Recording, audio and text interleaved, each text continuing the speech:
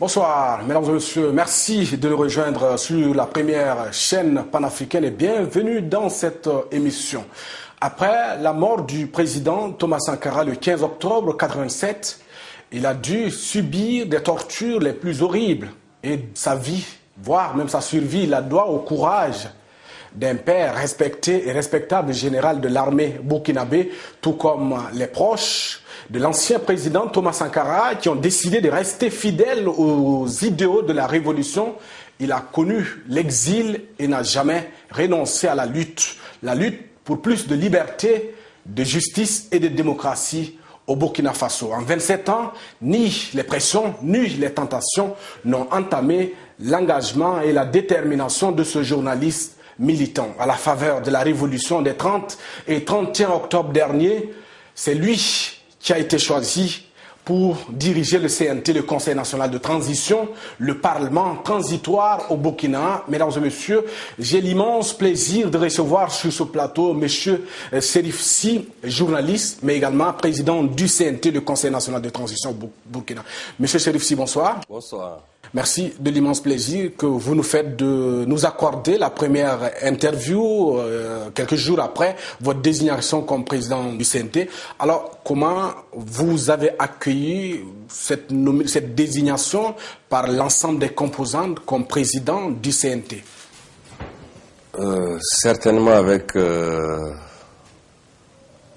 un immense plaisir, pas parce qu'on vous élit président du CNT, mais surtout le fait que cela vient comme une reconnaissance pour un engagement que vous avez eu, pour un combat que vous avez amené, pour un combat de transformation sociale que vous avez amené. Et donc nous le prenons ainsi surtout comme une reconnaissance à la fois de nos pères, mais une reconnaissance de l'ensemble du peuple burkinabé. Puisqu'il est entendu qu'avant d'en arriver au CNT, nous avons été aussi désignés à d'autres niveaux et retenus quand même dans une shortlist. Oui, je rappelle que vous étiez sur la liste des 4 personnes qui devraient être désignées comme président de la transition. Oui.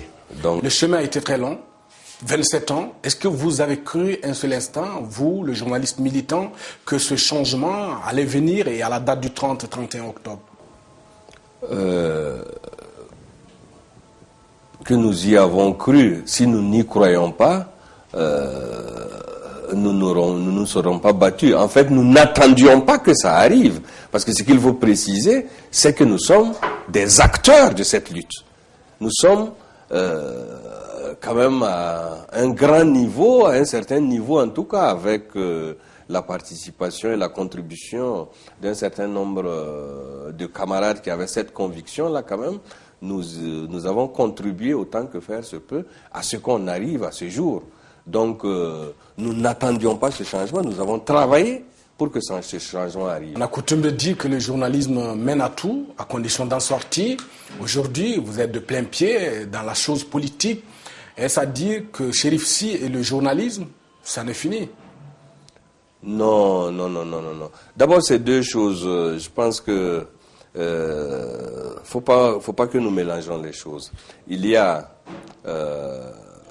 l'homme qui est journaliste, mais qui est devenu journaliste parce que il a un idéal de société, parce qu'il a une conviction et qu'il estime que de par l'exercice de cette profession-là, il contribue à la transformation sociale, il contribue à une transformation progressive et progressiste de sa société.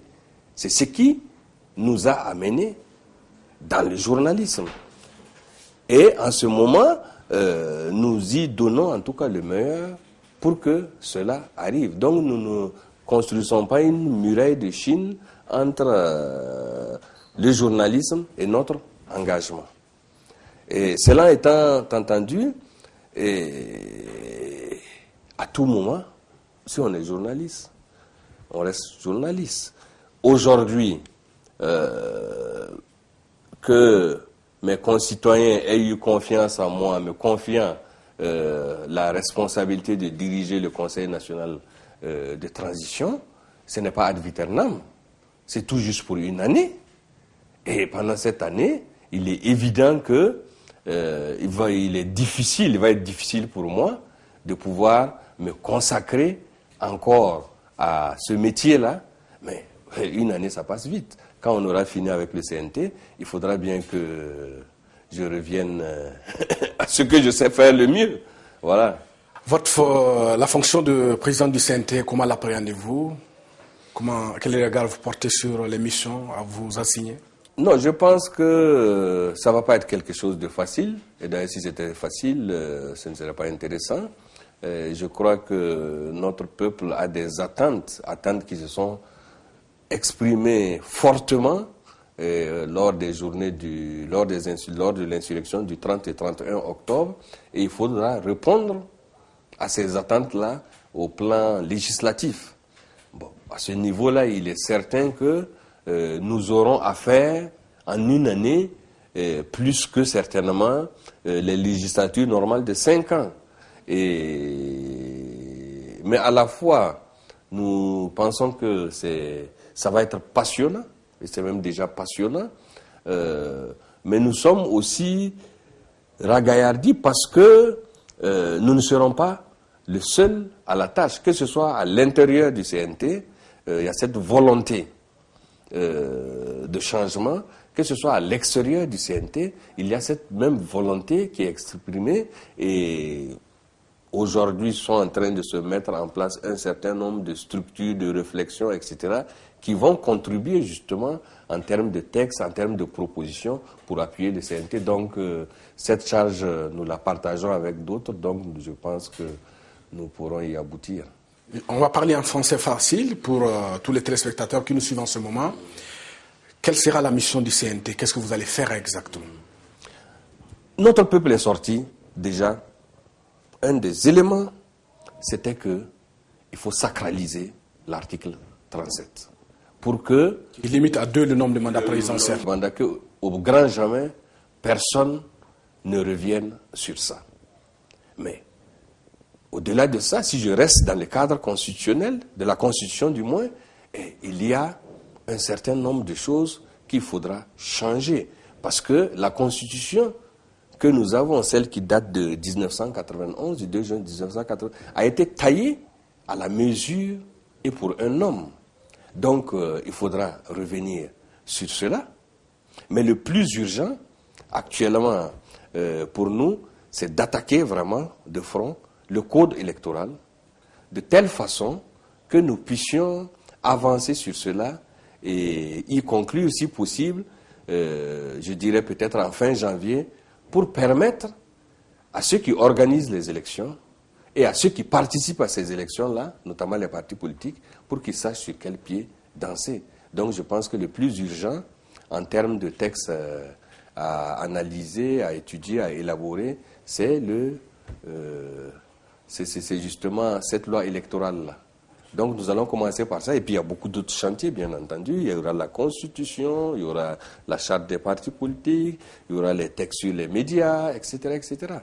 Est-ce qu'on peut s'attendre à ce que la Constitution soit profondément révisée pendant la durée de la transition? Je pense que cela correspondrait à la volonté exprimée par le peuple. Les discussions auront lieu. S'il faut effectivement se contenter de revisiter certains articles ou s'il faut refaire une autre constitution. Je pense qu'en tout cas, le peuple s'est largement exprimé là-dessus et il nous appartient en tout cas de trancher cette question. Dans tous les cas, la constitution actuelle ne peut plus correspondre à ce que nous voulons. Pour certains, la Constitution en l'État consacre trop de pouvoir dans les mains d'un seul homme, le président de la République, et ils évoquent l'idée finalement de réduire les pouvoirs en transférant certains pouvoirs vers le Parlement. Est-ce que pour vous, en créant un régime semi-présidentiel, est-ce que pour vous c'est une bonne chose? Non, moi, je poserais le problème différemment. Que ce soit un présidentialisme fort, comme, je ne dirais même pas fort, comme celui que nous avons connu, parce que ça frisait vraiment entre ça et la monarchie, la différence était vraiment, ça tenait à un fil, ou un régime présidentielle, tout est une question de débat. Le plus important pour moi, quand nous devrons ou quand nous devons rédiger une constitution, il faut que à chaque phrase, à chaque article, nous nous rappelions qu'il y a une force et que cette force-là s'appelle le peuple. Si cela correspond aux aspirations du peuple, tant mieux. Si cela ne correspond pas aux aspirations du peuple, soyez-en sûrs qu'à un moment donné ou l'autre, ça va craquer quelque part. Voilà, il faut avoir cette boussole-là en permanence et à partir de là, vous pouvez faire les ajustements nécessaires. Mais dans tous les cas, je ne pense pas que les régimes présidentiels en tant que tels donnent une force à la stabilité des institutions. Il faut que le pouvoir soit partagé pour qu'il soit mieux équilibré. Maintenant, il ne m'appartient pas à moi seul en tant que président de décider s'il faut un régime semi-présidentiel, s'il faut mettre le parlementarisme en avant, etc. Je pense que il faut verser tout cela dans la discussion et puis bon, les gens vont s'exprimer là-dessus. Le rôle assigné au CNT, il est important parce qu'il s'agira de jeter les bases de la construction d'un nouvel État démocratique au Burkina. Or, lorsqu'on regarde les différents membres du CNT, leur compétence et leur expérience est très très limitée. La preuve, on a des étudiants qui sont membres du CNT. Est-ce que vous pensez que les matériaux que vous avez au niveau du CNT sont à la hauteur des défis? On n'a pas que les étudiants, on a des journalistes, on a même des sans-emploi, on a des militaires, on a des politiques, etc. C'est ça qui fait la beauté et la richesse d'un peuple. Et si effectivement ceux qui sont au CNT représentent les différentes composantes de notre pays, mais je pense que ça ne peut que aller dans la mesure où l'expertise est pluridisciplinaire ici, au sein du CNT, mais vous avez aussi une administration parlementaire qui est là, qui est composée de techniciens de haute volée, qui ont une grande expérience de tout ce qui est législatif. Mais comme je vous l'ai dit déjà aussi, aujourd'hui, nous sommes en train de mettre en place au niveau de ce pays-là, au niveau de l'élite, au niveau de l'intelligentsia, un certain nombre de structures qui vont réfléchir aussi sur des textes pour justement faciliter, qui viendront en appui au CNT en termes de propositions de textes. Donc, l'un dans l'autre, je pense que ce soit à l'interne ou à l'externe, les compétences, il y aura une synergie entre les différentes compétences et nous pourrions élaborer quelque chose qui corresponde. Mais est-ce qu'à l'interne, le fait qu'il y ait un manque criard de compétences, est-ce que ça ne va pas entraver le travail législatif? Moi, je vous le laisse dire. C'est vous qui dites qu'il y a un manque criard de compétences. Moi, je ne crois pas qu'il y a ce manque de criard de compétences. Bien au contraire, je suis convaincu qu'il y en a beaucoup, même plus qu'il n'en faut. Et je le dis, il n'y a aucune école. Il n'y a pas d'école pour devenir parlementaire. Voilà. Et là même, je dirais encore que, sans mépris ou insulte à qui que ce soit, je dirais encore même qu'il y a plus de compétences ici parce que les gens ont été plus ou moins triés dans différents caucus pour les amener au niveau du CNT. Dans le cadre d'élections, c'est monsieur tout le monde participe à des élections. Si c'est dans un cadre normal, dans une démocratie, monsieur tout le monde participe à des élections. Et s'il est élu, je ne pense pas qu'on lui demande son CV, etc., etc. Donc moi je pense que là plutôt, nous avons vraiment de grandes compétences qui sont là et qui vont être d'une grande plus-value.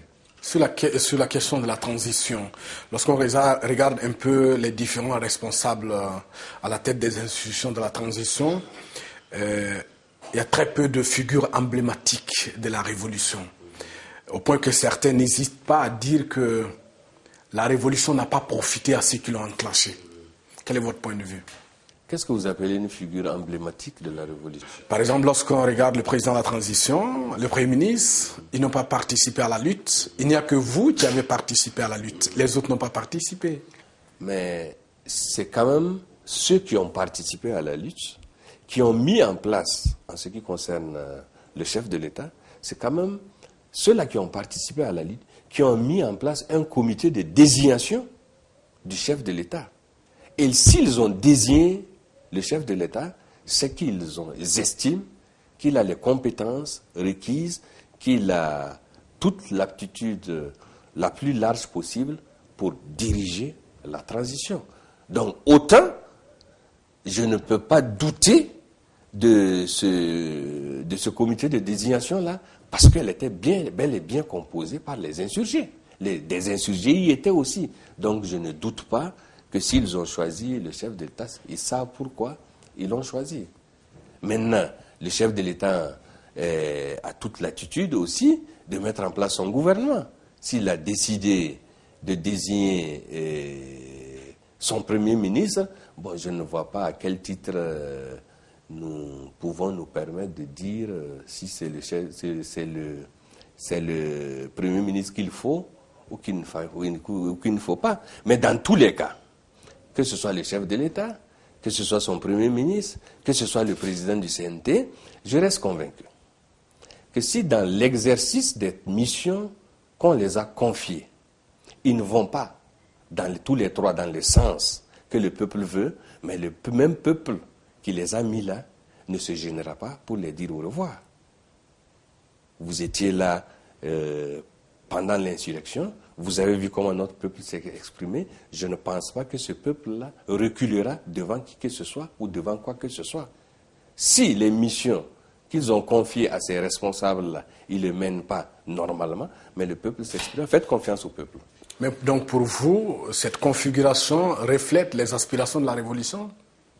Non, vous savez, les aspirations de la révolution sont nombreuses. Comme on le dit, vous pouvez dormir sur la même natte et ne pas faire les mêmes rêves. Il faut prendre toutes ces aspirations en compte. Lorsque nous sortions, il y avait des insurgés qui se seraient contentés simplement du retrait de la fameuse loi de modification de l'article 37 qui était contestée. Il y a bon nombre de personnes, bon nombre d'insurgés qui ne demandaient qu'à ce que cette loi soit retirée. Il y a d'autres aussi qui, pour eux, cette loi venait permettre à un certain nombre de conditions de se réunir, aussi bien subjectivement qu'objectivement, pour faire partie du régime. Et d'ailleurs, du reste, nous nous situons dans ce cas. Et voilà donc. Et il y a aussi, vous avez aussi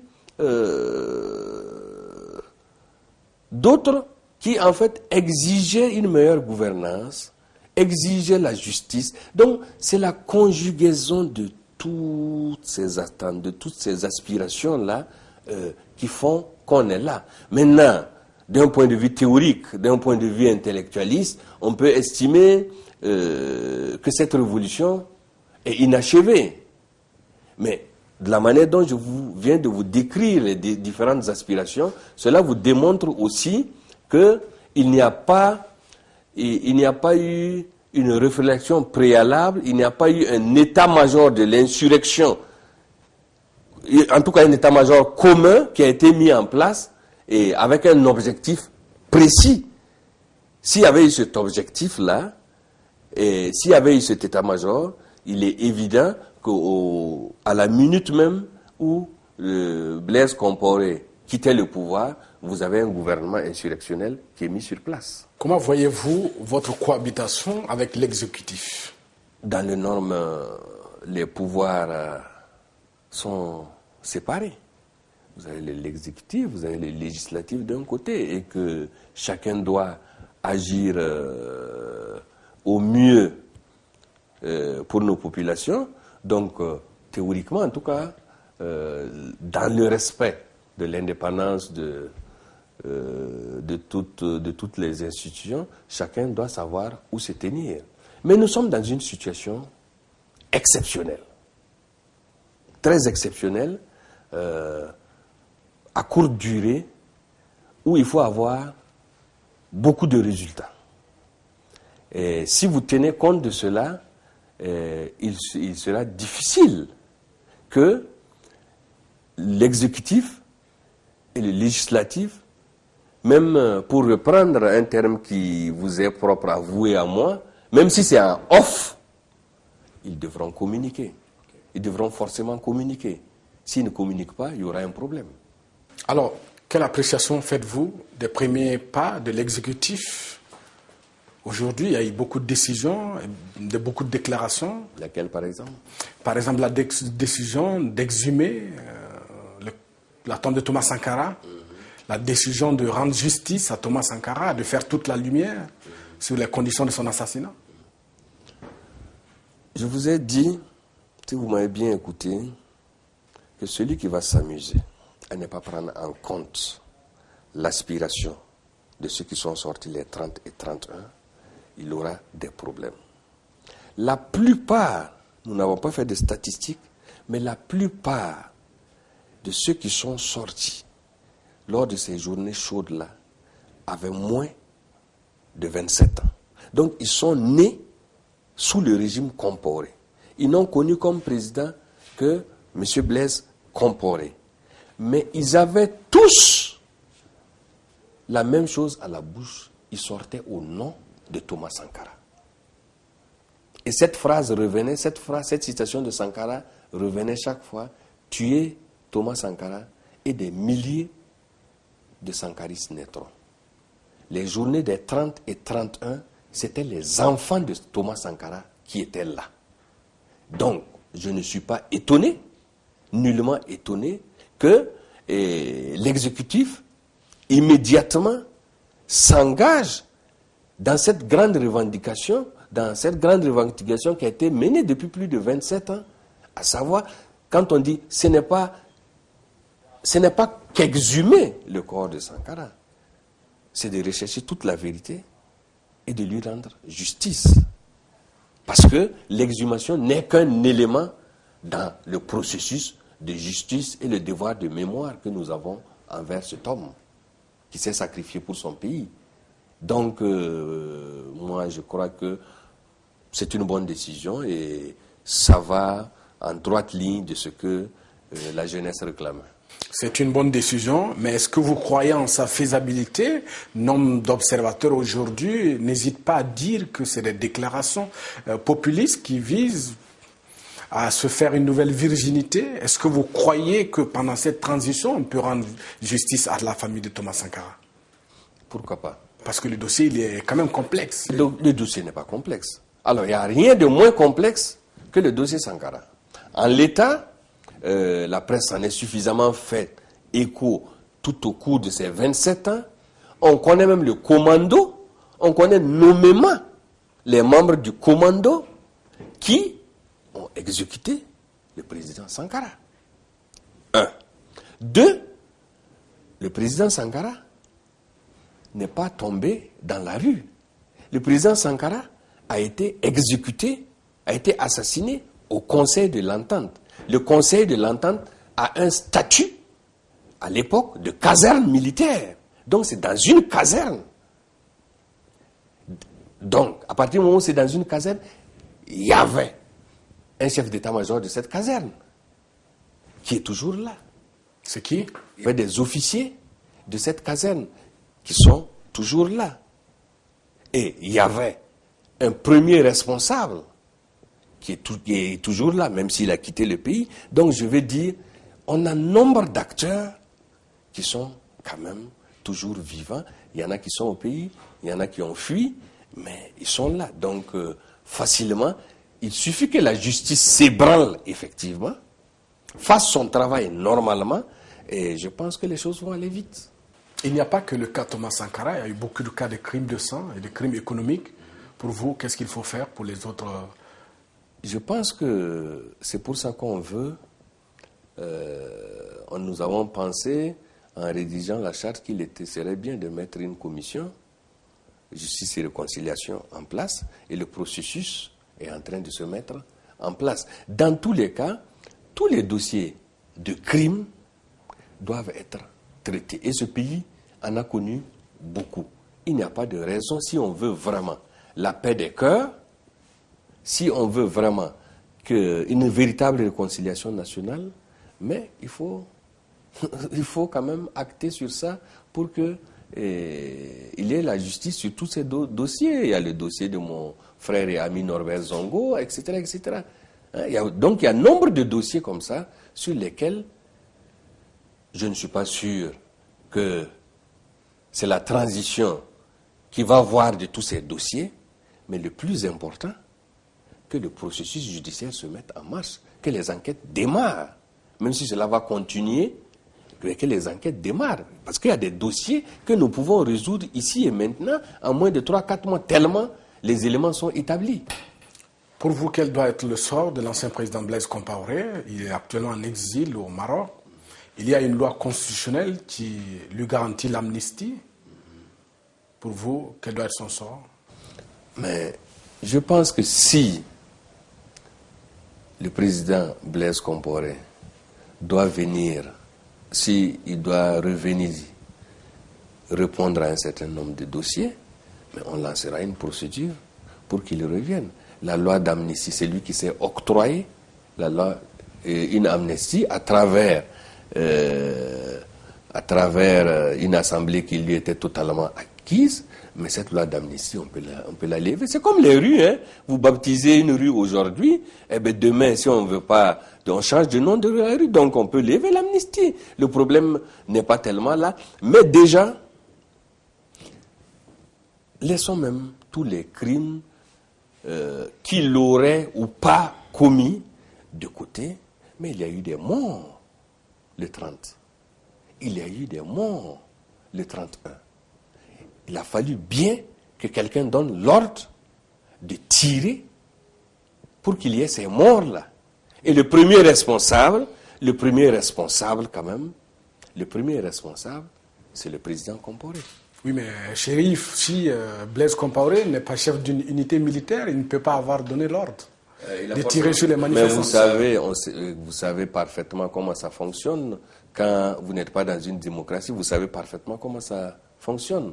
C'est-à-dire que, dans tous les cas, étant le premier responsable, il doit répondre. Lui, il nous dira, si on l'interroge, lui, il dira bien qui a tiré. Mais il faut bien qu'il réponde de ces crimes-là. Puisque nous avons vu, même s'il y a quelques démentis aujourd'hui, nous avons vu pratiquement une réquisition signée par le Premier ministre qui manifestement donnait l'ordre de pouvoir user d'armes. Donc pour vous, il faut rendre justice aux martyrs de la Révolution. Il faut déjà rendre justice aux martyrs de la Révolution. Il ne s'agit pas simplement de reconnaître que ce sont des martyrs. Ils le méritent. Et de leur rendre un grand hommage. Ils le méritent, mais ils méritent encore plus la justice. Et je pense que nous devrons tous nous atteler à cela. À la fin de cette émission, Monsieur Chérif Sy, que souhaiterez-vous à la fin de votre mission, à la tête du CNT, avoir fait pour votre pays de Burkina Faso? Déjà, quand nous commencions cette émission, je vous ai dit que c'est une grande reconnaissance pour moi que l'on m'ait confié cette charge. Je suis un croyant, je ne peux pas penser que c'est de par simplement mes capacités ou de par simplement mon combat. Je pense que il y a une main divine, c'est la volonté de Dieu aussi, et nous souhaitons que cette volonté divine-là nous éclaire et que à la fin de notre mandat, tous ceux qui nous ont fait confiance, qui nous ont placé cette charge-là, puissent dire oui, vous avez bien travaillé, que notre peuple nous le reconnaisse. Ce sera notre plus grande satisfaction d'avoir, en cette période exceptionnelle de notre peuple, contribué en posant une brique sur l'autre pour que notre peuple rentre dans une démocratie solidaire, dans une démocratie ouverte. M. Cherifi, merci d'avoir accepté notre invitation. Merci beaucoup. Mesdames et messieurs, ainsi prend fin cette émission. Merci à vous de l'avoir suivi. Très bonne suite de programmes sur la première chaîne panafricaine.